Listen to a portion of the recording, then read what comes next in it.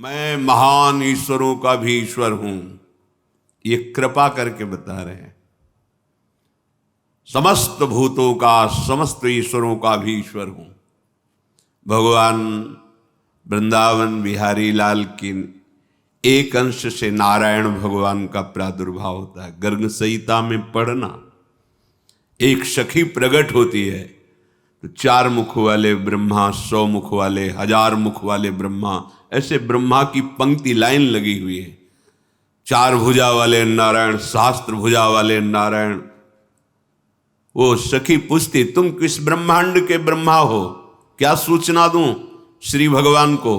कौन से ब्रह्मा हो तुम, कौन से नारायण हो? अब आपको लगता है एक ही नारायण, एक ही ब्रह्मा है। अनंत ब्रह्मांड, अनंत ब्रह्मांडों के अधीश्वर किससे प्रकट है? प्रभु बिहारी जो।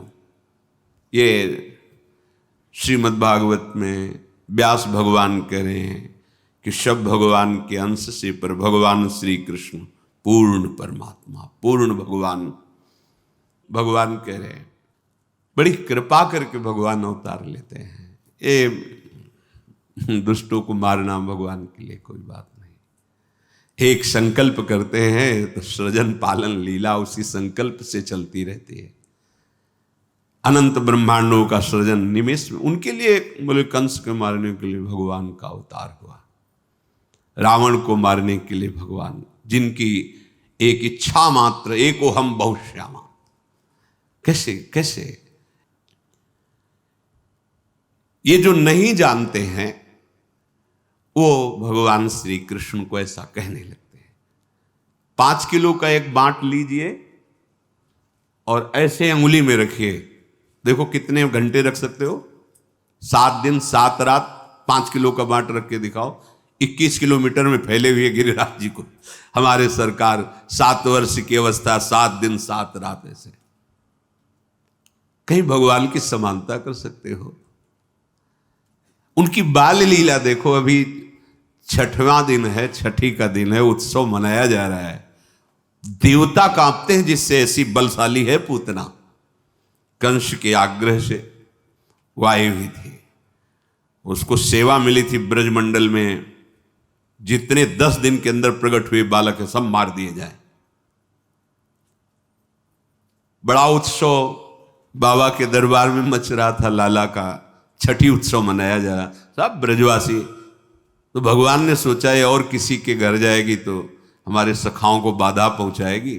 उसके मन में एकदम प्रेरणा हुई कि ये सब उत्सव मनाने जाते हैं, जिसका पहले उसी को मारें, फिर अन्य सबको। सीधे वाह जी, इतना सुंदर रूप रखा कि मैया यशोदा और रोहिणी मैया ने तो समझा कि साक्षात लक्ष्मी जी पधारी है अपने प्रीतम के दर्शन करने के लिए।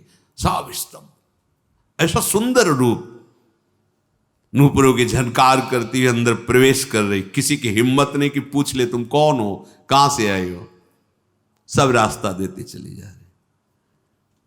शायद अगर पूछती, रोकती तो कुछ राक्षसी पना दिखाती, पर अवसर ही नहीं मिला। सामने देखा पालने में अनंत ब्रह्मांडों का पालन करने वाला छोटे छोटे चरणारविंद से खेल रहे, उठा लिया, अपने स्तन का पान करा। छठी का दिन है, ऐसी महाबली पूतना, महान सामर्थ्य, देवता कांपते हैं। 6 कोस में उसका शरीर गिरा था, 6 कोस। ब्रजवासी जैसे कोई बड़ा पेड़ नहीं, जैसे कई ब्रजवासी लग करके ऐसे कुल्हाड़ से काट काट के उसके शरीर, और दिव्य सुगंध निकल रही, क्योंकि भगवान का स्पर्श हुआ, भगवान ने स्तन, और उसको जो मैया यशोदा को गति, वो उसको गति। कर सकते हो? कैसे तुम तुलना कर सकते हो? कोई 1000-2000 गोपी नहीं है, यूथ की यूथ गोपियां हैं, और सबके पार्श्व में श्री कृष्ण है, सबके गलबहियां दिए हुए श्री कृष्ण हैं। अगर कहा जाए तो गणना ही नहीं कर सकते कितनी गोपीजन, यूथ की यूथ गोपियां हैं। वेद की ऋचाएं, दंडकारण्य के महर्षि, मिथिला की कितनी कितनी गोपिकाओं के विभाग का शास्त्रों में वर्णन। और जब रास हो रहा है तो हर गोपी के पास श्री कृष्ण है, मनुष्य है। हर गोपी की बाहु में अनंत ब्रह्मांडों के स्वामी श्री कृष्ण हैं। सबको अनुभव हो रहा है मेरे पार्श्व में मेरे प्रीतम विराजमान, अनुभव नहीं है साथ। कहां कितना उनकी लीलाओं को धैर्य से सुनो, तुम्हारी बुद्धि पवित्र होगी तो समझ में आने लगेगा। प्रकृतिम स्वामधिष्ठाय संभवामि, भगवान प्रकृति को अधीन करके प्रकट होते हैं। हम सब प्रकृति के अधीन होकर पैदा होते हैं। सामान्य प्राणी प्रकृति के परवश होकर जन्म लेता है, प्रकृति के आश्रित होकर कर्म करता है। भगवान परम स्वतंत्र हैं, वो प्रकृति की अध्यक्षता में प्रकट होते हैं। मूढ़ लोग प्रभु के अवतार के रहस्य को न जानकर, प्रभु को मनुष्य शरीर मानकर धारणा क्या बनी हुई है, क्या बनी हुई? क्या तुम स्त्री शरीर के समीप रहकर काम विजयी हो सकते हो? तुम्हारे अंदर यह भावना रहेगी कि ये स्त्री मैं पुरुष हूं, क्या इस भावना से रहित हो सकते हो? और जो महापुरुष हो गए हैं उनकी मैं 7 दिन 7 रात्रि तक 9 युवतियों द्वारा परमहंस श्री सुखदेव जी जनक जी के महल में सेवित हो रहे, हर समय दिगंबर रहते थे सुखदेव जी। क्या हुआ? रोज सूचना पहुंचती थी, बोले जैसे आए थे वैसे ही है। अरे जिनका नाम लेकर, जिनके चरणों का ध्यान करके ऐसी परमहंस स्थिति होती है। ठाकुर हरिदास जी के बाद 3 दिन वैश्या, क्या हुआ? अरे जिनका नाम लेकर भक्तों की ऐसी स्थिति होती है, उन भगवान में कहीं काम भाव होगा? उन भगवान में कहीं किसी शरीरों के श्रृंगार या स्पर्श से सुख होगा? सुख सिंधु को किसी सुख की जरूरत है? अच्छा, उनके सिवा और है कौन? गोपी नाम च तत्पति नाम सर्वेशामेव च, जो गोपियों को पतियों के, जो चराचर जगत की आत्मा है वही बने हुए, वो अपने आप में खेल रहे हैं। पर वो अपने आप से अपने आप में खेलना वो बिना भजन के नहीं जान सकते, वो कोई काम चेष्टा नहीं है। पर ये मूढ़ मानुषी तनुमाश्रितम, वो समझते हैं कि भगवान मेरे जैसा ही शरीर धारण करके मैं जिस काम आदि के अधीन होकर चेष्टा करता हूं, ऐसे भगवान की अधीन। वो भगवान तो माखन चोरी किए। अरे वहां बर्तन नहीं रखते थे नंद बाबा के घर में कि भाई भगोने में मक्खन रखा है या बाल्टी में दूध रखा है। 10 लाख गौएं तो कहां कुंड बने हुए थे। कुंड, ये दूध का कुंड, ये दही का कुंड, ये माखन का कुंड, घी का कुंड, बाबा के यहां कुंड थे। लाला अगर दिन भर स्नान करता रहे तो भी लाला माखन नहीं पा रहा जाके। उन महर्षियों ने जो तप किया और गोपी स्वरूप से आए, उनका भाव पाने के लिए, उनको सुख देने के लिए जैसी गोपी भावना करती है, लालजू महाराज उस चेष्टा को अपना भजन मानते हैं, वो अपनी सुख का अनुभव करते और उसी चेष्टा से जाकर उसको सुख प्रदान।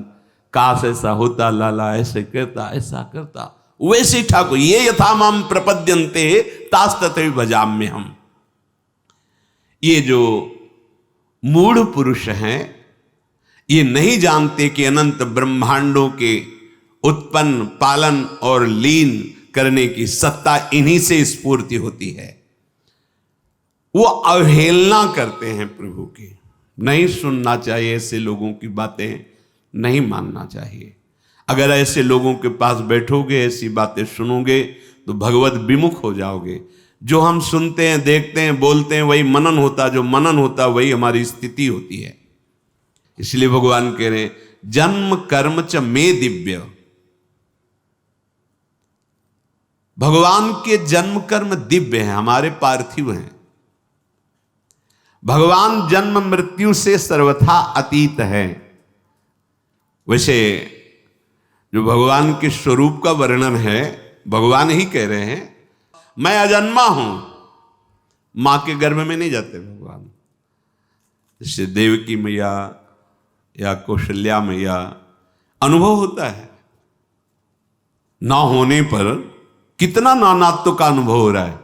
अरे एक स्वप्न में देख लो, न कोई वस्तु होती है, न व्यक्ति होता है, न कोई प्रिय होता है, न कोई अप्रिय होता है, लेकिन सब कुछ होता है। इस जगत में एक प्रभु के सिवा कुछ नहीं है। लेकिन देख लो, सब दिखाई दे रहा है, क्या है? ये माया है। उसी भगवान की माया से ऐसा अनुभव होता है कि मेरे गर्व है, पर भगवान गर्व से नहीं प्रकट होते। भगवान बाहर प्रकट जहां भी अवतार हुआ देख लीजिए आप। कंस कारागार में भगवान पहले अपने स्वरूप में प्रकट होते हैं, चतुर्भुज, परमेश्वरशाली, महामहिम, स्तवन करते हैं वसुदेव जी, देवकी जी। फिर कहते प्रभु आप इस स्वरूप में नहीं, आपने कहा था कि मैं आपको आपके वात्सल्य भाव का सुख देने वाला रूप धारण करूंगा, पर प्रभु जब आप वो रूप धारण करेंगे मुझे भय लग रहा है कि कहीं कंस कोई अमंगल न कर दे। भगवान देखते देखते बालक बन गए। ऐसे ही चक्रवर्ती सम्राट महाराज दशरथ जी के महल में भी कौशल्या जी के सामने भगवान पहले अपने स्वरूप में प्रकट हुए।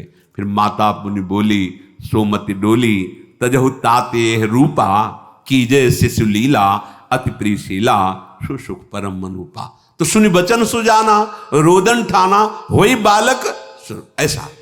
ऐसा नहीं हुआ कि भगवान जैसे अपने गर्भ में रहते हैं 9 महीने फिर प्रकट होते हैं, ऐसा नहीं। भगवान प्रकट होते हैं। माता ने स्तवन किया कि आप शिशु लीला का वरदान दिए थे कि आप हमारे, ये सौभाग्य कि आप हमारे पुत्र हो, तो आप उसी रूप में आओ। सुनि बचन सुजाना, रोदन ठाना, वही बालक स्वरूपा। उसी समय भगवान बाल स्वरूप हो जाते हैं। यद्यपि भगवान करे अजोपि सन्य व्यय आत्मा, मैं अजन्मा हूं, अजह अजन्मा हूं, अव्यय आत्मा, मैं अविनाशी हूं, फिर भी अपने भक्तों के लिए, संपूर्ण प्राणियों के परम कल्याण के लिए मैं अपनी प्रकृति को अधीन करके प्रकट होता हूं, देह धारण करता हूं। जब तक हम भजन नहीं करेंगे तब तक भगवान की लीला, भगवान की महिमा को हम नहीं जान पाएंगे, क्योंकि हमारी इच्छाएं तो अभी भोगों में है। जहां इच्छा है वही ममत्व है, आसक्ति वही चिंतन है। कैसे जान पाएंगे? जब तक उनका चिंतन नहीं है तो कैसे जान पाओगे?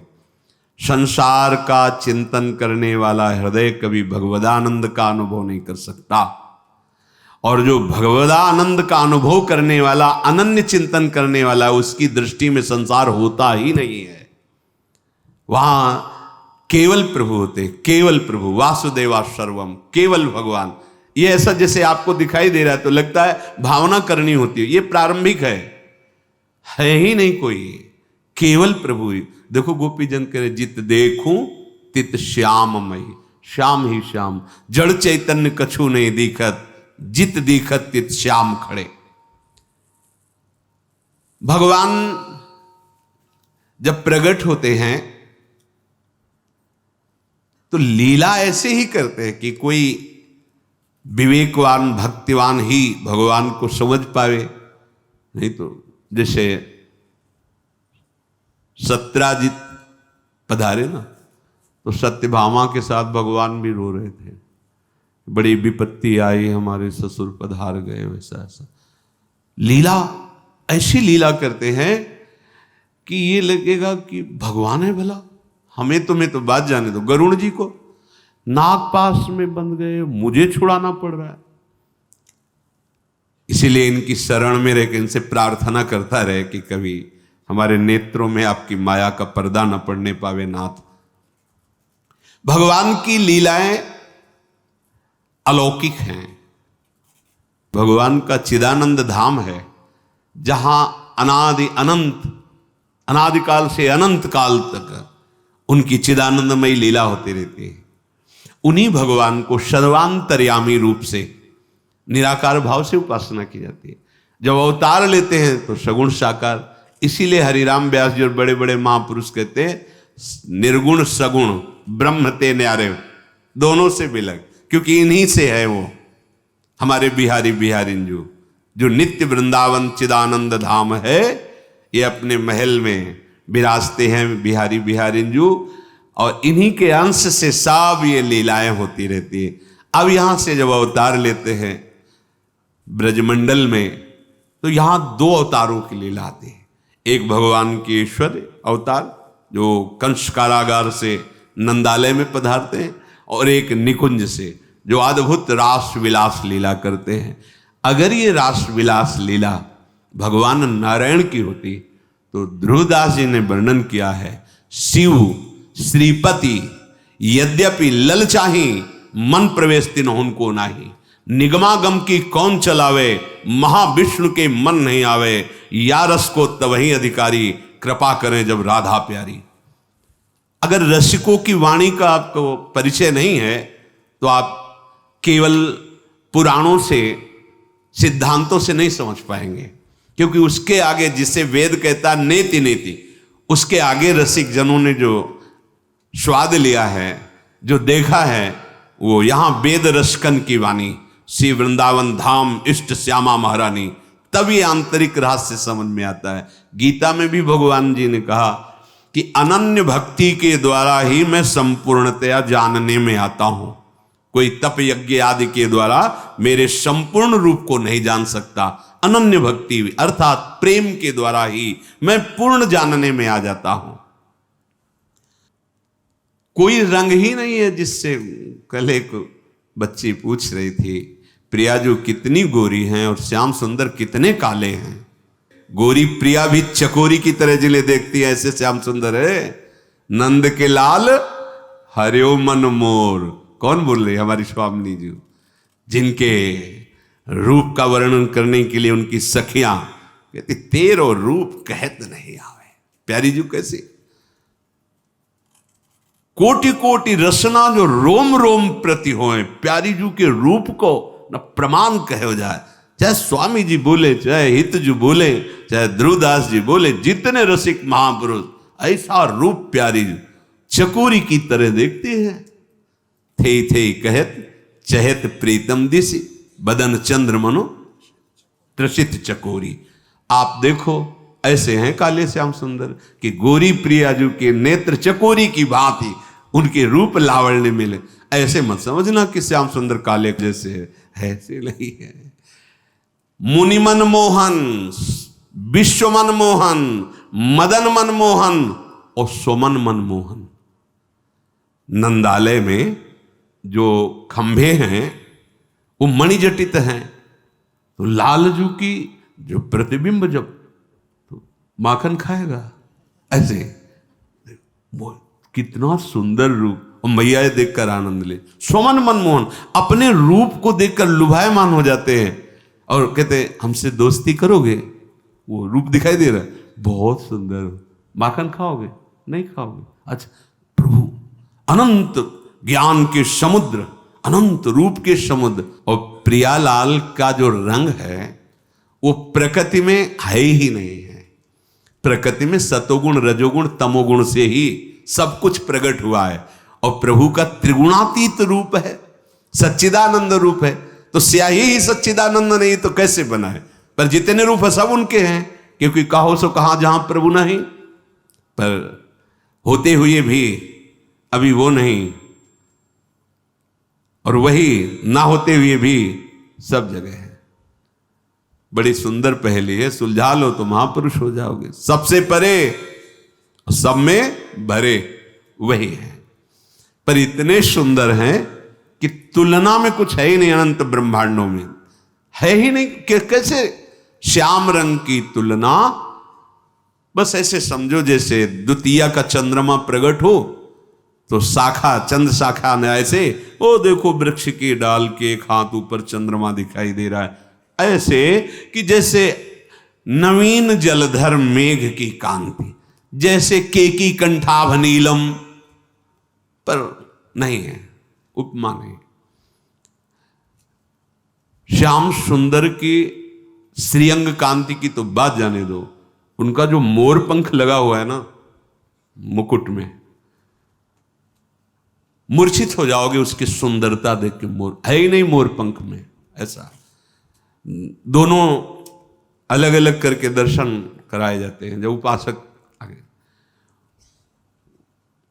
चिदानंद में दिव्य कांति प्रकट हो रही मोर पंख में की, अरे उनके अंगों की तो बात जाने दो। भगवान शिव जब मुकुंद के चरणारविंद उनके ध्यान में आ जाते हैं ना, तो उन्मत्त होकर तांडव करने लगते हैं। आनंद सिंधु के चरण, ब्रह्मानंद में छके हुए मधुसूदन सरस्वती जी महाराज जब इनकी रूप कांति देखते हैं ना, तो कहते कृष्णात् परम किमपि तत्व माम न जाने। अरे होश उड़ जाए, ऐसे ठाकुर है, ऐसी श्याम कांति है जिसकी उपमा ही नहीं है। ऐसा लावण्य लालजू का, रसदात्री प्रियाजू का ऐसा सौंदर्य, ऐसा स्वरूप, यही सुख प्रदान करने के लिए दोनों युगल सरकार अपने अंश से वृषभानु भवन में और नंदालय में प्रकट हुए। तो जो भगवान के जन्म कर्म दिव्य हैं, ये पहले स्वीकार करो। स्वीकृति से ही आपकी अध्यात्म उन्नति होती है। ध्यान रखना, अगर देहाभिमान भाव है तो बड़े से बड़ी साधना कर लो, उसका फल मिलेगा, ब्रह्मलोक तक पहुंच सकते हो, लेकिन जीवन मुक्त नहीं हो सकते, प्रेमी नहीं हो सकते। स्वीकृति, देह स्वीकृति, तो ब्रह्मलोक तक जा सकते हो। बड़ी बड़ी साधना, बड़ी बड़ी तपस्या, मैं तपस्वी, मैं साधक, मैं त्यागी, मैं, उसका फल मिलेगा आपको। लेकिन इस मैं का समर्पण जब होता है, तब जो दिव्यता आती है। ये समर्पण कब होता? पहली स्वीकृति हृदय में कि प्रभु हैं, प्रभु दिव्य है, उनकी लीला दिव्य है, उनका नाम त्रिगुणातीत है, उनका धाम त्रिगुणातीत है। किसी की मत सुनो। ये जो नाम की निंदा करते हैं, धाम की अवहेलना करते हैं, नामों में भेद पैदा करते हैं और नाना प्रकार की उपासनाओं में, ये भगवान की माया के द्वारा हमारी परीक्षा हो रही अपनी इष्ट निष्ठा की। किसी की निंदा नहीं करनी, पर अपनी इष्ट निष्ठा की, जो गुरु प्रदत्त नाम धाम रूप लीला। कोई भी ज्ञानी महापुरुष, कोई भी सिद्ध महापुरुष बिना नाम के नहीं है। खूब भ्रमण करके बड़े बड़े ब्रह्मानंद में छके हुए महापुरुषों के संग से बात अनुभव करके, वो भी नाम में ही लगे हुए।